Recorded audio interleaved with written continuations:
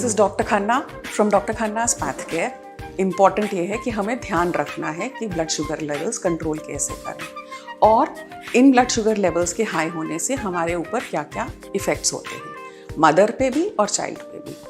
सो पहले ये जब समझ आ जाएगा फिर हम आगे बात करते हैं। तो मदर के ऊपर सबसे इम्पॉर्टेंट ये है कि क्योंकि बर्थ वेट चाइल्ड का बढ़ जाता है, चांसेस ऑफ सिजेरियन बढ़ जाते हैं। दूसरा, प्री एक्लेम्पसिया या एक्लेम्पसिया के रिस्क हाई हो जाता है, मतलब मदर को ब्लड प्रेशर होने के चांसेस भी बढ़ जाते हैं। और तीसरा, सबसे इम्पॉर्टेंट, कि आगे चल के प्रेगनेंसी के बाद भी उसको फिर डायबिटीज़ रहने की चांसेस होते हैं। बच्चे के ऊपर स्टिल बर्थ्स हो जाते हैं, बच्चों को बर्थ डिफेक्ट्स होते हैं और जो है बच्चे का बर्थ वेट हाई होता है, मतलब 4 किलो के आसपास का बच्चा होता है, जो बहुत अच्छी बात नहीं है। आमतौर पे सब लोग सोचते हैं कि बच्चा जितना हैवी है पैदा हुआ है उतना अच्छा है, बट ये कोई बहुत अच्छी बात नहीं होती कि डायबिटिक मदर का बच्चा हैवी पैदा हो। अब ये बात करनी है सबसे इम्पोर्टेंट कि हम कर क्या सकते हैं इसके लिए।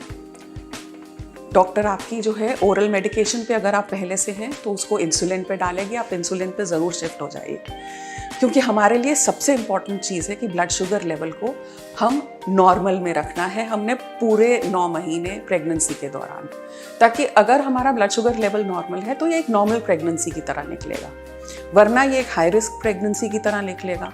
और हाई रिस्क प्रेगनेंसी में फिर वही सारी प्रॉब्लम्स जो अभी पहले डिस्कस करी थी कि सिजेरियन सेक्शन होने के चांसेस हो जाते हैं, आपको एक्लेम्पसिया प्री एक्लेम्पसिया के कॉम्प्लिकेशंस हो जाएंगे, कुछ पेशेंट्स को तो किडनी तक अफेक्ट हो जाती है।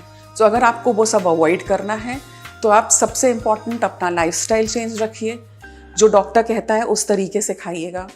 सबसे इम्पॉर्टेंट इनफैक्ट साथ में है एक स्ट्रेस फ्री और एक हैप्पी खुशी खुशी प्रेगनेंसी के दौरान आप रहिए।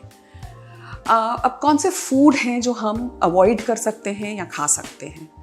सो मॉडरेशन में सब कुछ खाना है। इम्पॉर्टेंट ये है कि अगर हम खा रहे हैं तो हम कॉम्प्लेक्स कार्बोहाइड्रेट्स खाएं, जैसे कि होल ग्रेन्स, या आप मिलेट्स, बाजरा, ज्वार, ये सब अपने फूड में ऐड कर दें। रोज़ प्लेन आटे की रोटी नहीं खाएं, उसमें फाइबर ऐड करें, ओट्स ऐड करें, सो मल्टीग्रेन करें ताकि बॉडी में शुगर के स्पाइक्स कम हों। दूसरा, प्रोटीन्स खाएं मॉडरेशन में।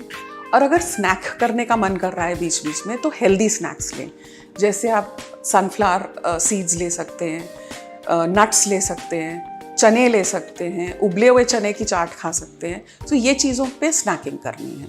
If there is anything else regarding this topic, आप नीचे कमेंट में क्वेश्चन डाल सकते हैं। And thank you very much.